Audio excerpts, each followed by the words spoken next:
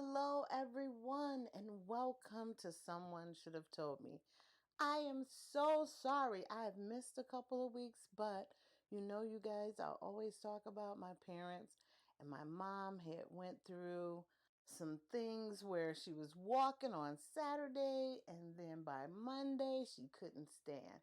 And it's like we don't even know what happened, and she ended up going to the hospital and then went to rehab, and so things have been kind of hectic, but I am here now, and I plan to be here. I will always be here. Even if I miss a week or so, I'm coming back. And so today, because Father's Day just passed, I wanted to talk about what is a father. And Lord knows I have a wonderful father.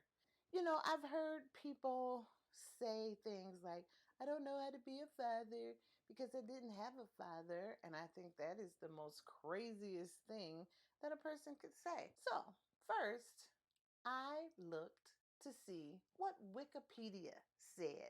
When I asked Wikipedia, what is a father? Wikipedia said, a man that has caused a woman to get pregnant, resulting in the birth of a child. And then I read, of course, it had something to do with religious, how you call the priest father. But then I went on to read about the father of a child, and it said, further, the male parent, besides the parental bond, he also has legal and social responsibility with the child that can carry certain rights and obligations. That just means, Daddy, take care of me. Daddy, be there for me socially and be there for me in my life. Financial, be my father. Now, just because a man plants a seed, it makes him the biological father. But if he doesn't take responsibility, sometime other men will jump in and take the responsibility, and then they are considered more to be the father than the actual biological father. So I started to think about it. And I said, what does the letters in father mean? So I came up with F is for further than you will ever go for anyone in your lifetime. A real father will do whatever it takes for their child. And that F means that they will go further than they ever would for anyone else. A A is for all the love you have in your being, because if you let this relationship develop as father and child, there is no other love like this love. T is for the tough decisions you will have to make them the best child or the best adult that they can be. H is for the things you will have to do until you can do the things that you want to do because of the sacrifices that you will have to make for you being the father of a child.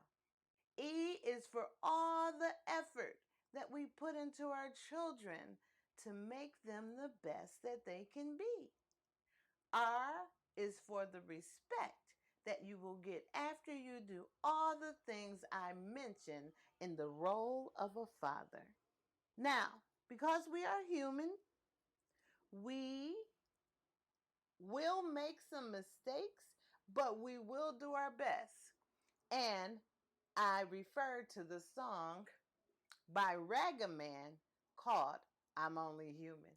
I like to give you some songs or some poems to refer to. And I do really like that song by Ragaman, I'm Only Human.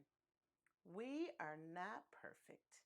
That is what I'm trying to say when I say we are only human.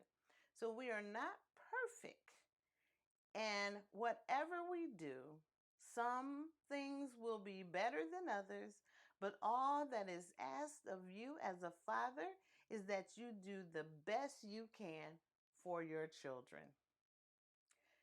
I got a couple of stories to tell you about my dad and how he was feeling when certain things went on.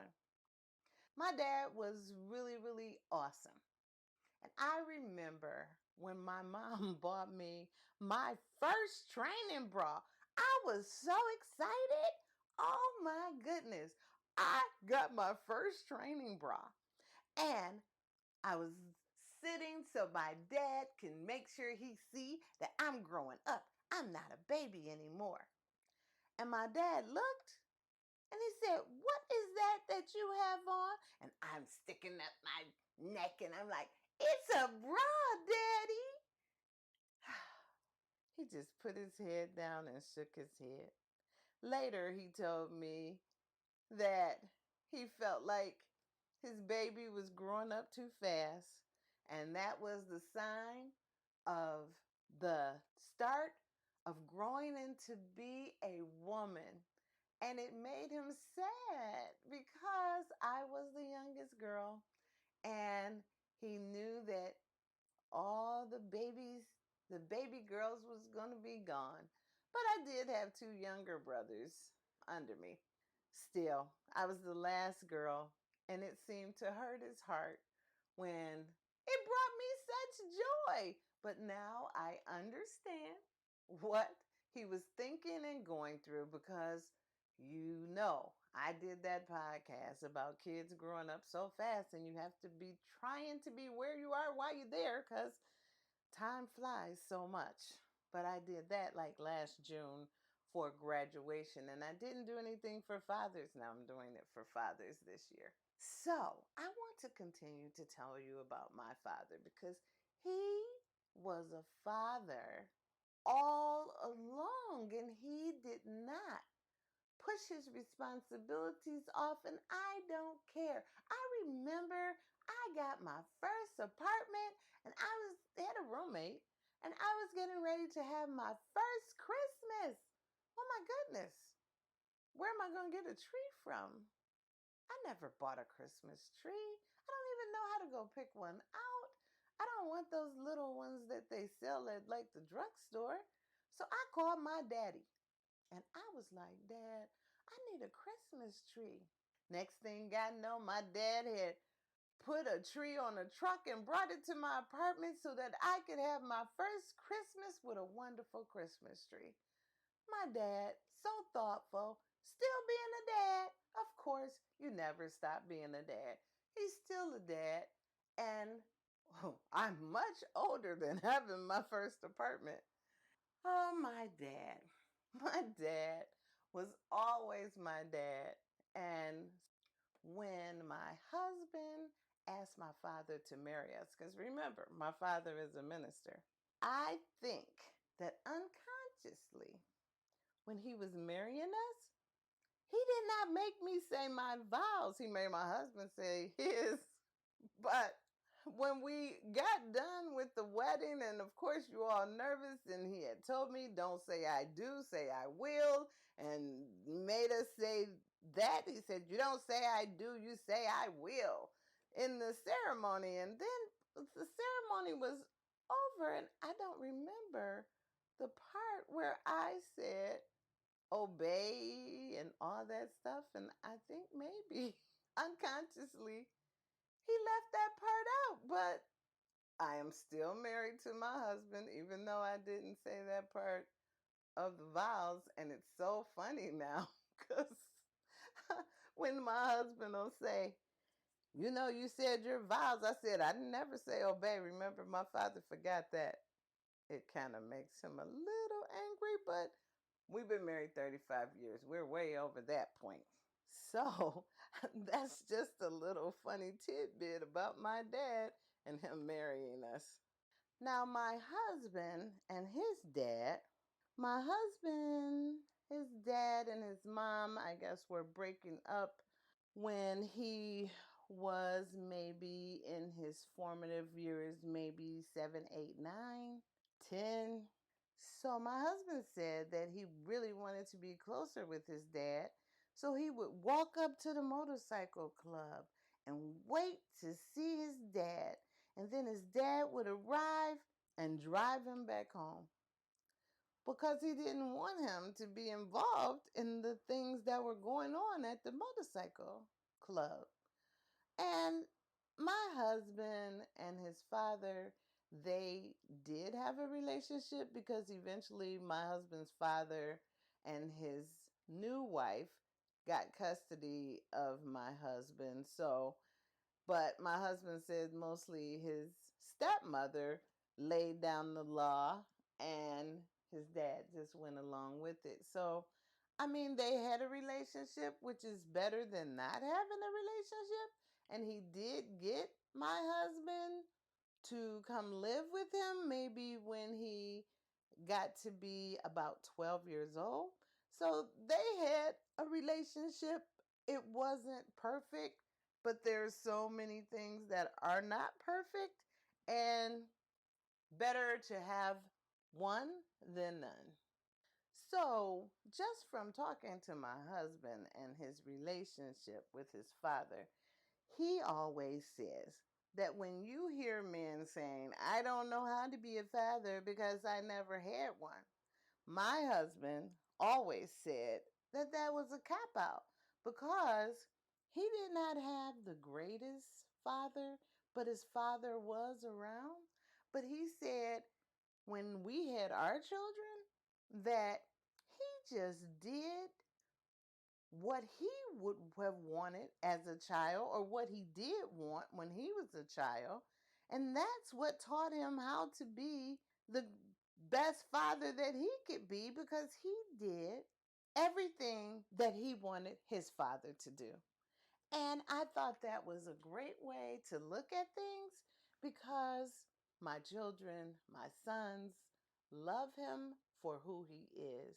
You know, when it comes down to it, no one expects you to be the perfect father. But all that is required is for you to be there and try to do your best. Everything else just comes as you go. No instructions comes with these children, you know. And no two children are alike. Even if they are twins, they are still different people with different thoughts and different goals. I will never understand how a man that drops a seed and goes on as if he doesn't have any children, and even if you don't want any children, bag it up. You don't have to plant these seeds. You have to be considerate of what you are bringing into the world. I heard that song like that. It's like, I like the way you work it, yo diggity. I gotta bag it up. And I didn't know what that was singing about. But then after I listened to the words, and I'm like, is he talking about bagging up what I think he's talking about? But he got the right idea. Bag it up if you don't want any children. Stop letting just seeds be dropped. These children are living beings. You have to care about what you are putting out here and bringing into the world. And that is so funny. That song, I was just singing it because it had a nice beat. And then, like I said, when I finally paid attention to it, I was like, oh my goodness. And so then that's what it means. And it makes a lot of sense. Bag it up. I myself don't have any grandchildren, probably because I was always telling my boys two things. The first thing is, I am only going to one house to pick up grandchildren for each one of you. I am not going to be going to many houses if we're having a family reunion and I got to go to 3 houses for one son and 4 houses for the next son. I'm not doing that because you guys got up every morning with your dad. And if you have any children, I want you to get up every morning with your children. I am only going to one house to pick up the kids for the family reunion, which all your children should be by one person. I know that things happen, but the goal for you is don't have children all over the place with a whole bunch of different mothers, because that doesn't end well for the children. You have to focus on your children to make them members of society. Make them have as least amount of problems as possible. Don't let them start with the problem of them not having a father because you are too selfish, meaning you were too selfish not to bag it up, and then you are too selfish to take care of your children and to leave it all on someone that was a one night stand or for any reason. You should have bagged it up. You should make sure that you don't have any children that you have responsibilities for if you don't want to take the responsibility. Now, the second thing I told my sons, if you have a child by someone and all of a sudden you want to leave because you say that this person is crazy, you pick this person, which you probably drove her that way in the first place with your shenanigans, and now you're saying she's crazy. Do not leave my grandchildren with the crazy lady until my grandchildren can leave also, or where there is a custody battle or something and they're old enough. Do not leave my grandchildren with a crazy mother, like I said, which you probably drove crazy, or that you didn't pick the right person to raise your children. Do not plant a seed and now you need to make it and take care of it.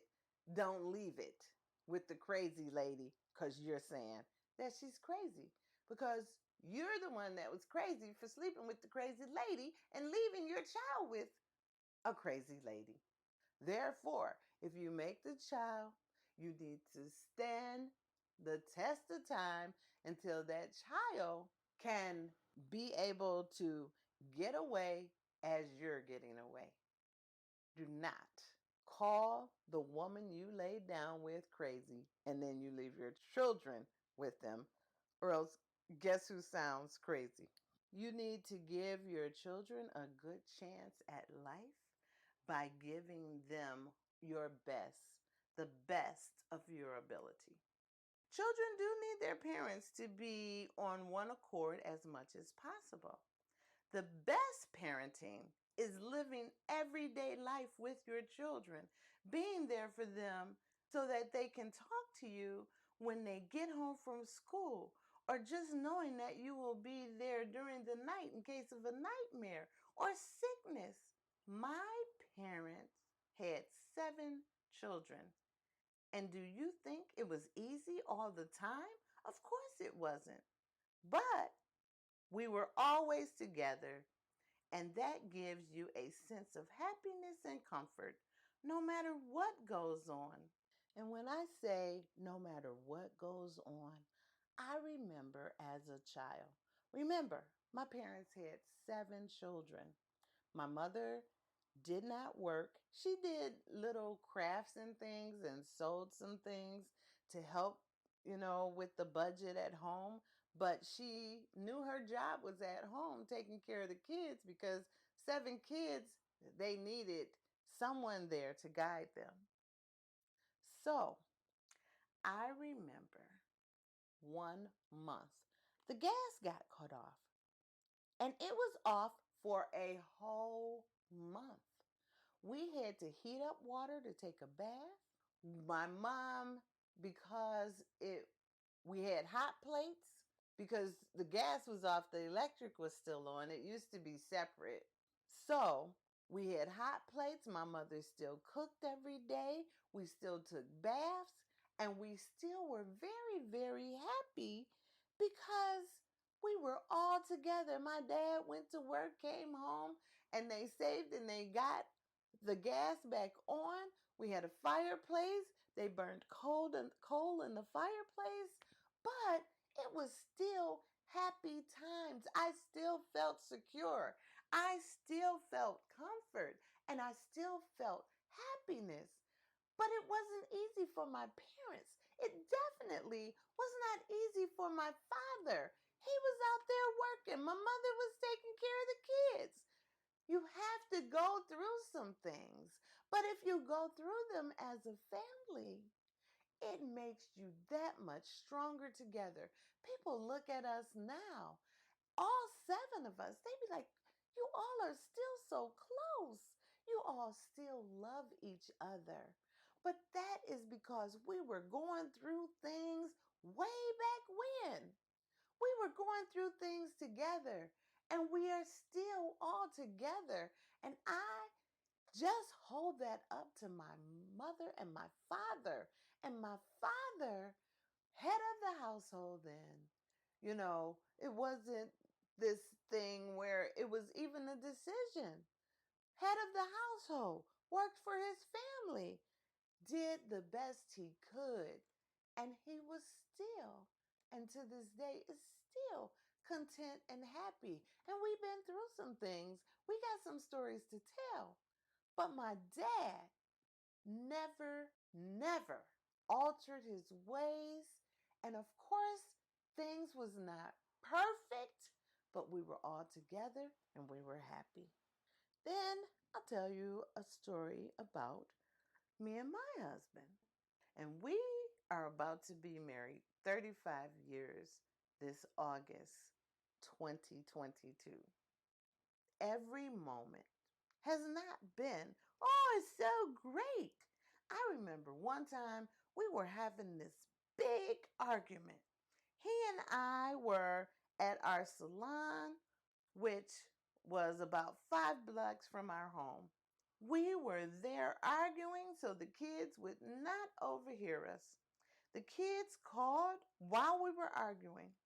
One of their hands had went through the glass panel in the French doors in the Florida room, and the kid was bleeding. Me and my husband stopped arguing immediately, jumped in the car, got home. Blood was everywhere. We jumped back in the car, grabbed the kid, and went to the hospital. To this day, me nor my husband can tell you what we were arguing about because we were parenting together. We did not care about whatever it was because something had happened to our child. And I had my husband as the father of my children right there with me. And even though the situation ended up being okay, my son got a couple of stitches or whatever, but I could have been going with someone else, but it means the most that I was with his father because his father is feeling the same things I am feeling. This is our child together, and we were working together as parents because my husband stayed and was a father to his children.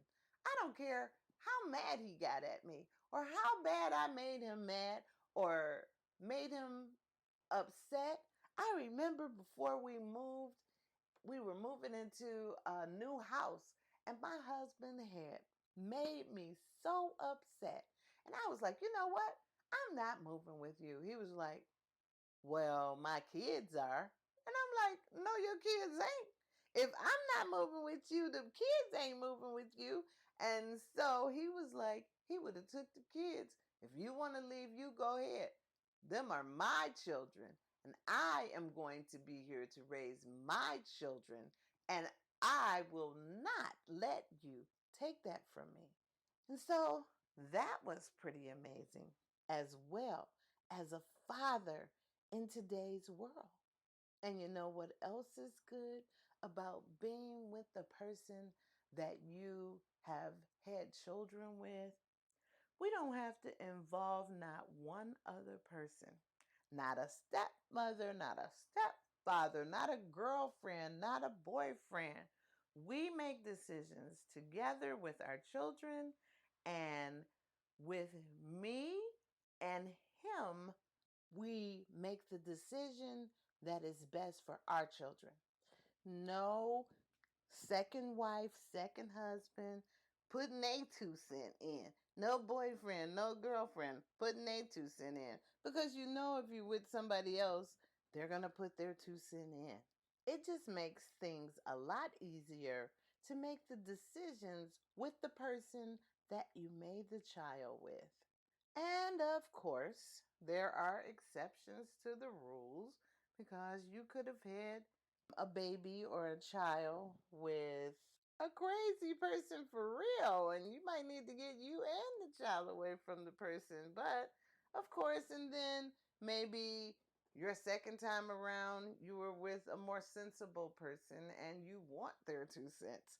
I don't know. Like I said, there is always exceptions to the rule, but for the most part, it's best to be with the one who you created the child with. With all that being said, I would like to thank my dad for staying with my mom and with us 7 children.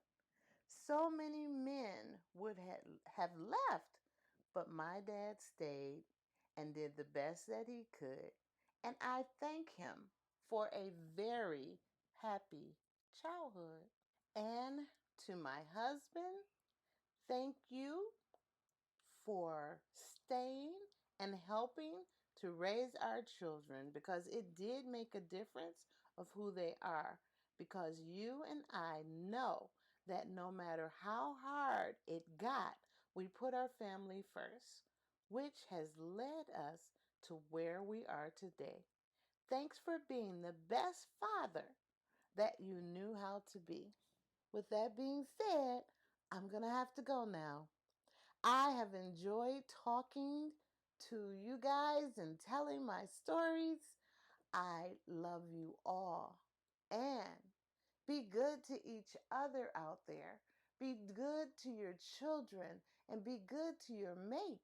And again, if men, if you don't want any children, then you need to not be selfish and bag it up. Stop denying these children a great childhood and a great life that they could have with 2 parents living in the household. I remember that when my sons went to elementary school, then it was so prevalent that fathers didn't hardly live with their mothers that my son had to bring kids to the car, and they said to my husband, he said you still live with his mother. Is that true? And that really hurt my feelings to hear the kids think that a father is not supposed to live with his family.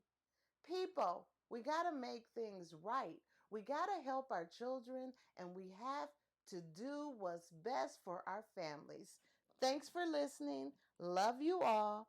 Again, you can listen to me at Apple Podcasts, Google Podcasts, Spotify, Pandora, YouTube, Listen Now, Reason Podcasts, Stitches Podcasts. Wherever you get your podcasts, you can find Someone Should Have Told You, but it's Someone Should Have Told Me. And I'm telling you. You can reach me at sshtmpodcast@gmail.com. I will look forward to hearing from you as you look forward to hearing from me. I'll check you guys out later. Have a great day. Have a great week. Until I talk to you again. Bye bye.